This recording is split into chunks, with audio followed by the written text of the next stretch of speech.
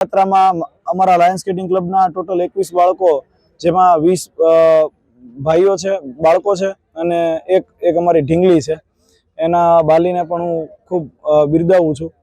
અને આજે ત્રીજો દિવસ છે અમારી યાત્રાનો, પણ આ બાળકોમાં થાક નથી દેખાતો. અને આ યાત્રા પાછળ જે બાળકોના વાલીઓ છે એ છેલ્લા 2-3 મહિનાથી આ બાળકોની આ યાત્રા માટે ખૂબ અથાગ મહેનત કરી રહ્યા હતા. અને ભાવનગરથી શરૂ કરી અને અત્યારે જામનગર પહોંચ્યા છીએ, ત્યાં સુધી અમને બધાનો ખૂબ સપોર્ટ મળ્યો છે. મીડિયા હોય, પોલીસ કાફલો હોય કે જનતા, આમ નાગરિક હોય, એ બધાએ અમને ખૂબ સપોર્ટ કર્યો છે. અમારે કોઈ પણ જાતની રસ્તામાં નાની એવી પણ તકલીફ નથી આવી.